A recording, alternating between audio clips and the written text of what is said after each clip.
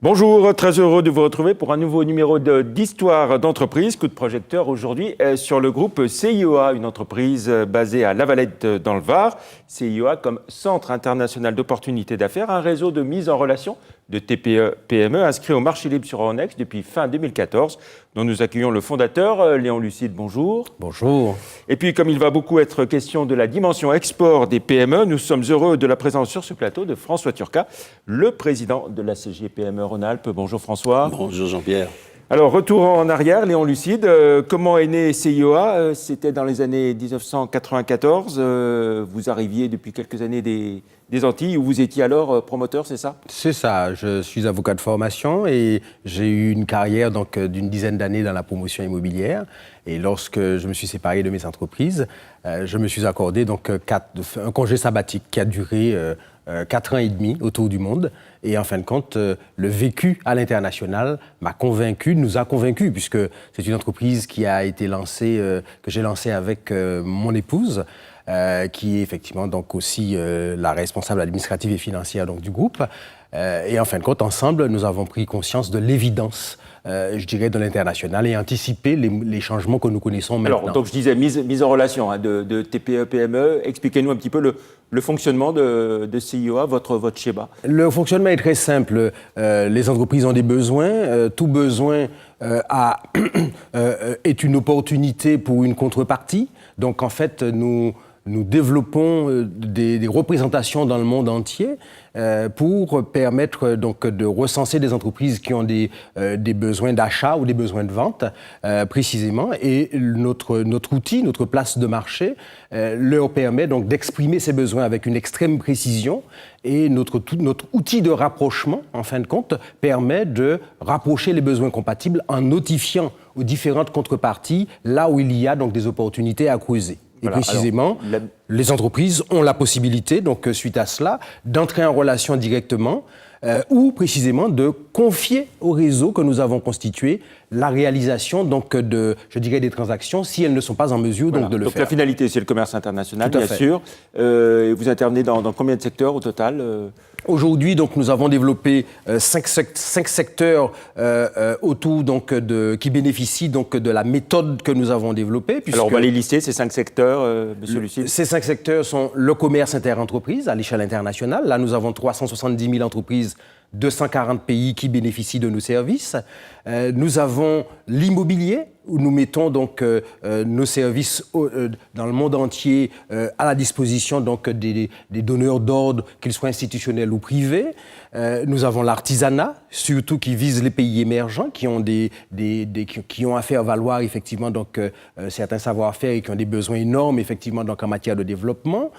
Nous avons le tourisme qui effectivement donc permet qui nous permet de servir maintenant même des États effectivement donc en matière donc de développement à l'international et puis aussi les collectivités locales à qui nous offrons donc des outils de e-administration et des outils d'animation économique. Voilà, parce que le digital est vraiment le digital est au cœur. À la base, voilà, et au cœur de votre démarche. Le digital est au cœur de la démarche, puisqu'en fin de compte, quand on parle export, quand on parle nécessité pour les petites entreprises d'aller à l'export, c'est autant eu égard donc, à l'Organisation mondiale du commerce, qui de facto nous donne un cadre global, effectivement, donc, dans lequel les entreprises doivent pouvoir œuvrer, en fin de compte, mais c'est aussi le digital qui accélère cette globalisation et qui permet, à toute entreprise, comme jamais auparavant de pouvoir trouver ou se faire trouver effectivement donc, sur la toile.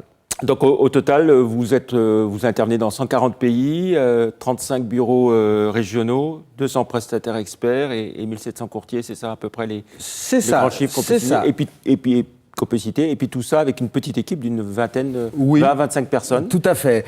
C'est aussi un aspect très important donc, de notre modèle, puisqu'en fin de compte, nous avons dès le début axé notre développement sur la mutualisation et la fédération de compétences. Donc, d'abord, en termes de modèle, nous avons donc un cerveau... C'est le triptyque que vous évoquez souvent. C'est ça, notre triptyque méthodologique. Donc, en haut, le cerveau collectif. Le cerveau collectif. Nous avons 200 prestataires qui sont de premier rang, en fin de compte, et qui nous permettent d'avoir une exceptionnelle pluridisciplinarité pour servir les besoins les plus divers de nos entreprises.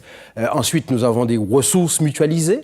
Dans chaque domaine, nous développons des ressources propres, et ceci change complètement le paradigme d'accès aux ressources pour les entreprises, puisqu'en fin de compte, au lieu de mettre des ressources en fonction donc des moyens, nous mettons les ressources en fonction des besoins. L'entreprise paye sa cotisation et elle accède à l'ensemble des ressources, effectivement, donc du système.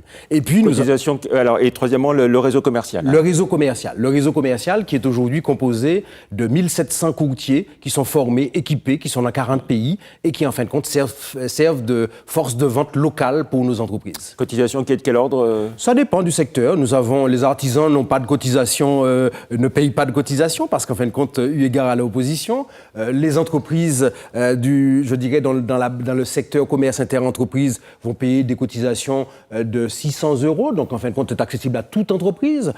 Et puis, en fin de compte, dans d'autres secteurs comme l'immobilier, elle est de 3 800 €. Donc, en fin de compte, la cotisation permet d'accéder aux ressources et l'entreprise va payer en sus les services, fournis par le réseau. Alors, on va évoquer 2 contrats importants que vous avez signés, qui sont récents. Un contrat avec Madagascar, 10 millions d'euros, et puis un contrat en matière de tourisme avec la République démocratique du Congo. C'est ça.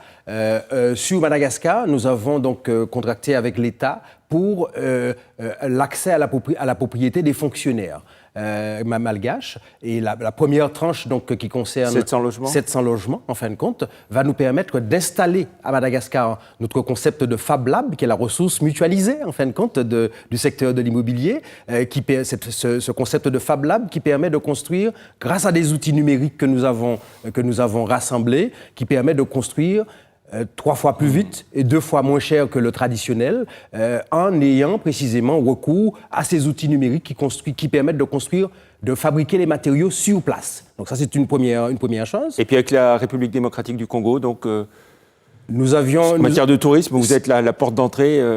Là, c'est une très, très, très belle réalisation, puisqu'en fin de compte, nous avions commencé à fournir des services donc, de conseil à l'Office national du tourisme en matière de stratégie. Et puis, chemin faisant, nous avons abouti effectivement à une concession de services publics qui nous permet donc d'organiser globalement le secteur du tourisme, autant en fédérant les prestataires locaux pour créer une offre effectivement donc dans le milieu de l'écotourisme, rechercher des investisseurs étrangers qui permettent d'améliorer les conditions d'accueil et promouvoir effectivement ces produits touristiques sur l'étranger. Alors François Turcat, qu'est-ce que ça vous inspire, cette histoire de CIOA ? D'abord, une grande admiration. Bon, je regrette de ne pas avoir participé aux 4 ans de Tour du Monde, mais ça, c'est une expérience fantastique. Moi, ça m'inspire beaucoup de choses, parce que vous savez qu'on a besoin de toutes ces synergies. La France est très pauvre en matière d'international, bien que nous ayons un secrétaire d'État aujourd'hui, Matthias Feld, qui est très bien et qui a compris le sens. Vous avez un nouveau, le ministre des Affaires étrangères, Fabius, qui est un garçon qui a compris ce que c'était l'international. Je vois qu'il a doté maintenant d'anciens ambassadeurs proches des préfets de région pour être diplomatiquement à l'écoute de toutes les entreprises. Donc de passer... Le drame aujourd'hui, Jean-Pierre, c'est que... Cette dimension export, elle n'est pas assez présente. Non, elle n'est pas assez présente. Il n'y a pas assez de lisibilité. Voilà déjà une lisibilité avec quelqu'un qui peut, dans le monde entier, apporter un soutien à une PME-PMI. Le rôle de la CGPME, vous le savez très bien, depuis 20 ans, je suis conseiller du commerce extérieur depuis 87. J'ai toujours voulu emmener mes entreprises à aller se faire voir ailleurs. Comme vous le dites. C'est ce que j'essaye de faire de tous les jours. Qu'est-ce qu'il faut faire en plus pour aider et accompagner les PME? Il faut faire des synergies. D'abord, notre rôle, nous, comme le rôle des CCI, comme le rôle d'autres organisations, comme les OSCI, etc., c'est d'aller chercher les entreprises et leur montrer tout l'intérêt. Aujourd'hui, on n'est pas en crise. C'est le monde qui change. Alors, où on prend ce monde à bras-le-corps et on peut y arriver? Autrement, si vous saviez la dépose d'énergie pour aller dire aux gens, venez, c'est possible pour vous d'aller à l'étranger, c'est phénoménal. Donc là, justement, concrètement, François Turcat, quand on est une TPE, une PME, à partir de quand est-ce qu'on peut aller à l'export?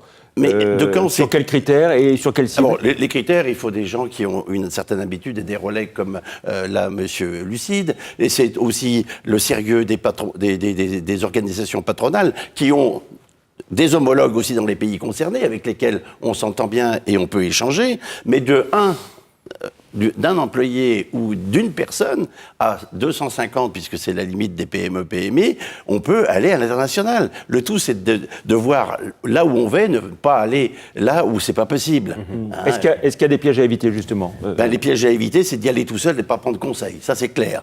Nous, la chance qu'on a, c'est que le syndicat, comme peuvent le faire les organisations comme le CIAO, sont des gens qui sont responsables des personnes qui leur font confiance. Donc là, on doit les materner du début à la fin. Quand vous voyez que les gens, pour une chambre d'hôtel, pour un billet d'avion, etc., pour la première réception dans un pays, à l'arrivée à l'aéroport, ils s'en font si vous voulez, après il y a les problèmes de langue aussi. Alors il y a tout ça, il faut les rassurer. Et il faut chasser en meute. C'était Christine Lagarde qui avait dit ça. Et ben, je pense qu'elle a raison, parce qu'il faut être ensemble pour les rassurer et leur montrer que c'est possible. Et la CGPME fait toujours des très nombreuses missions. 8 missions par an, qui sont pour des primo-exportateurs, c'est-à-dire qu'après, moi, je les renvoie volontiers à mon ami Monsieur Lucide, parce qu'après, il faut les occuper. Moi, je ne peux pas les materner tout au long de leur vie. Oui. Léon Lucide, alors, on va dire un mot aussi de votre inscription au marché libre, pardon, votre introduction en bourse qui date de fin 2014. Ça se passe plutôt pas mal. Ça se passe pas mal. Donc 12% de votre capital en bourse. Oui, 12%. Avec la perspective d'un transfert sur Alternex. Tout à fait. Donc nous avons été introduits fin décembre. Et depuis, donc, l'action a été multipliée par 3. Nous avons donc une valorisation de l'ordre de 70 millions d'euros actuellement. Et en fin de compte, fort de ceci, nous envisageons donc un transfert sur Alternex en fin d'année et un appel public à l'occasion duquel nous ferons un appel public à l'épargne. Voilà, votre idée c'est de lever combien? Vous le savez d'ores et déjà ou c'est encore trop tôt pour le dire? Nous sommes en train de mesurer, d'évaluer. En fin de compte, c'est une question de dilution, de besoin aussi. Ouais. Donc en fin de compte, ça va se préciser dans les mois qui viennent. Voilà, une introduction en bourse qui a été conduite par Louis Tanberger, bien connu ici à Lyon. C'est ça, c'est Louis Tanberger qui nous a conseillé, qui nous a fait comprendre effectivement donc, le bénéfice et je dirais, je lui en sais gré. Voilà. L'objectif pour l'ensemble de l'année 2015 pour CIOA? Nous pensons peut-être faire mieux que nos prévisions, qui étaient de l'ordre de 12 millions. Alors, l'an dernier, vous avez fait 6 millions d'euros de chiffre d'affaires. Cette année, vous visez 12 millions 12 millions, oui. Donc, en 2013, 3 millions, 6 millions, 2014 et 12 millions pour 2015, en sachant que grâce notamment au secteur comme l'immobilier qui nous permettent donc d'avoir une prévision très sûre, en fin de compte, nous avons aujourd'hui pour 70 millions donc, de contrats signés en portefeuille. Donc nous regardons l'avenir avec une certaine sérénité, en fin de compte. Un résultat d'exploitation de 900 000 euros sur 6 millions à peu près, c'est ça? C'est ça, oui, c'est ça, voilà. c'est ça. Très bien. Conclusion, François Turcat? J'aimerais bien que toutes mes PME, PMI qui vont à l'export aient les mêmes résultats. Je pense que ce serait vraiment formidable pour nous. En tout cas, je vous encourage à venir prendre langue avec elles et puis leur montrer comment vous avez fait. Très bien. Merci à vous deux d'être venus dans Histoire d'entreprise à la découverte de CIOA. Merci, au revoir. Merci.